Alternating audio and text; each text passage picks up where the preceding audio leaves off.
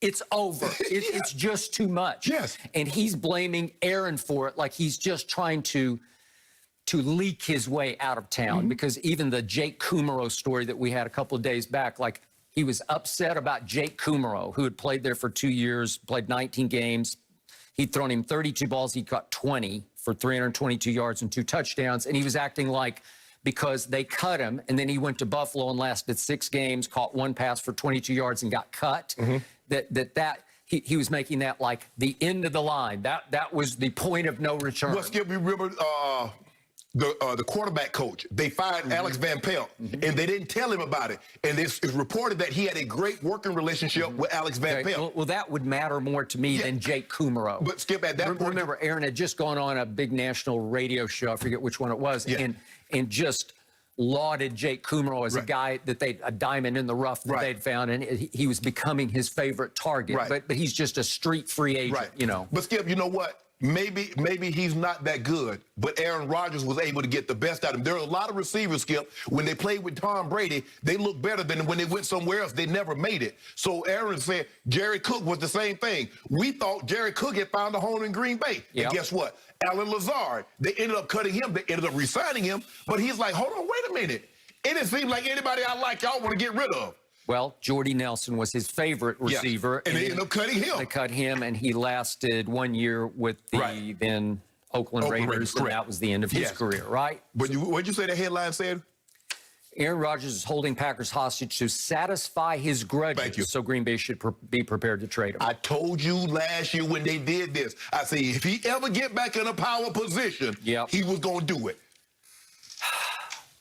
I have told you from the start, Aaron Rodgers is the LeBron James of the NFL. He can be a thin-skinned, finger-pointing, blame-deflecting diva.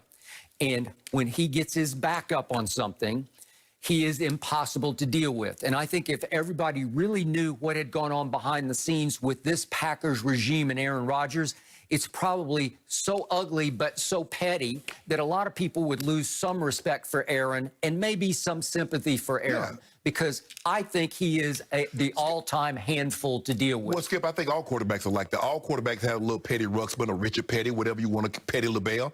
Because, hey, think about it. What's the difference between what he's doing and what Tom Brady did to get Jimmy Garoppolo up out of there? Yeah, but that was push came to shove. Why you worried about it? That's either stay or go, man. Hold on, wait a minute. He's about to be pushed out the back door. I just want to know. Now, Terry said he don't have anything to worry about. That's Tom Brady, 5-time Super Bowl. Okay, but Tom had already put him in the shadows. He'd gone to practice battle with him and beaten him out, quote unquote, not had any worry at all about him.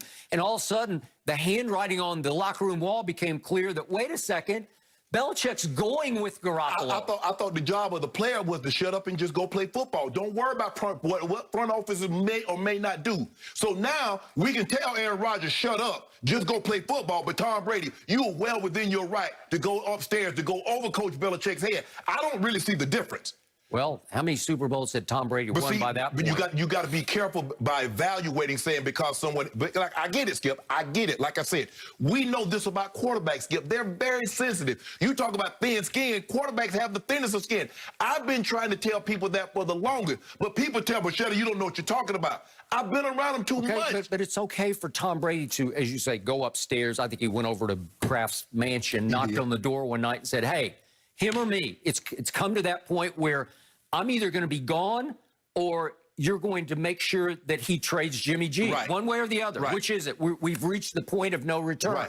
Well, this is no point of no return because, remember, they have Jordan Love right now on the Aaron Rodgers plan. How long did it take Aaron Rodgers to win the job from Brett Favre? It took 3 years. So let me ask you a question, Skip. If you have your guy, Skip, I don't believe they would have made the move had Brett Favre not kept waffling about I'm retiring, no, I'm coming back. I'm retiring, I'm coming back. No, I think I'll retire again. No, I'm coming back. He was. And that's what Ted Thompson, I think, was the general manager at the time. He was. Said enough is enough. He put his foot down.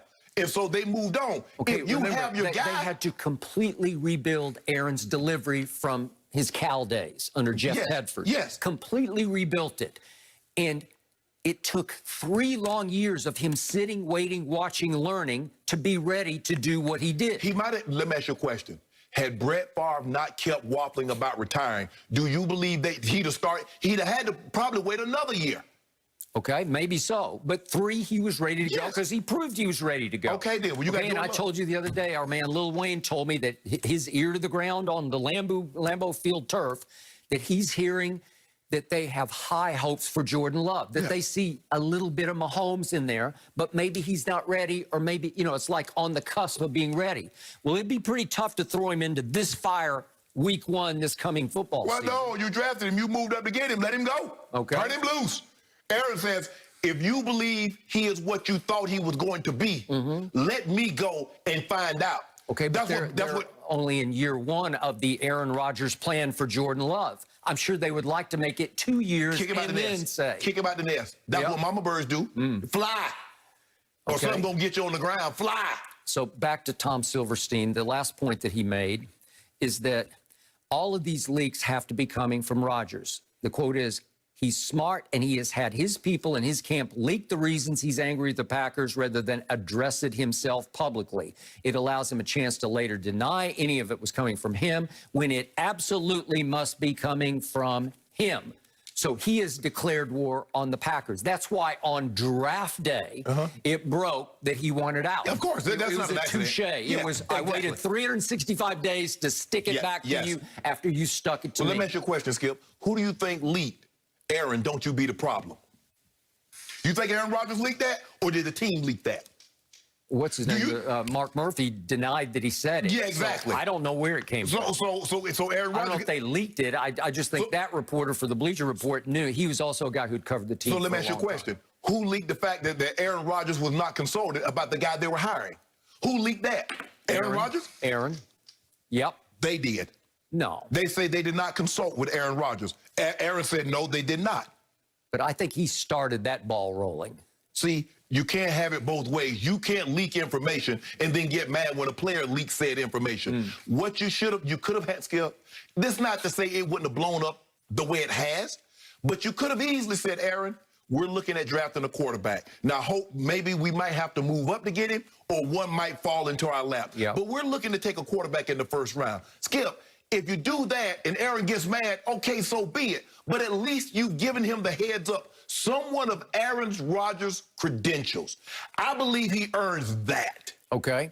So here's what steams me, irks me, and ultimately amuses me about this whole mess. What? Is that Aaron Rodgers is so skilled at this that he has managed to deflect all blame off him for what just happened back in January at Lambeau Field.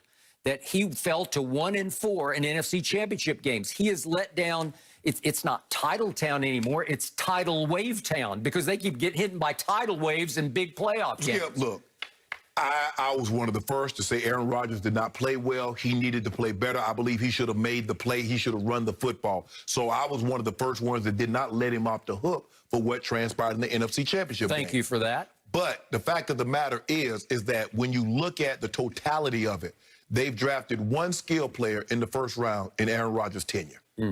Now, I don't really know, when they had Donald Driver, Skip, that's like saying they drafted Shannon Sharp for John Elway. They drafted Shannon Sharp in the 7th round. Okay. Is Devontae Adams any good? Why didn't you take him in the first round if you believe that good? Is he not, top 2 or 3? A lot of people think he's top 1. Let me tell you what they did.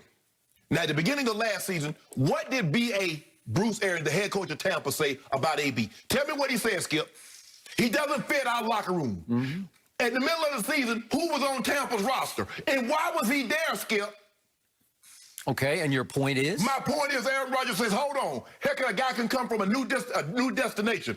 Go there and have some say about the roster. I've been here 15 years, and you tell me to just throw passes and shut up? Tom Brady had won 6 Super Bowls. He had won nothing in Tampa. He went down there and changed the whole culture overnight. Skip, stop. He went and won the Super Bowl with Antonio Brown. Let me ask you a question. He is the only quarterback who could win with Antonio Brown. Skip, and he did Let me ask you a question. Had he won the Super Bowl when Antonio Brown had got there? My point is, he wanted AB. They gave him AB. He wanted Gronk. They gave him Gronk. They made concessions to give him what he wanted.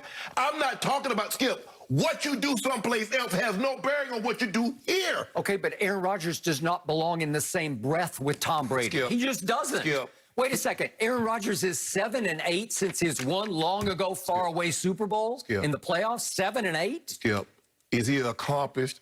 But his resume in the regular season says he should have the same privilege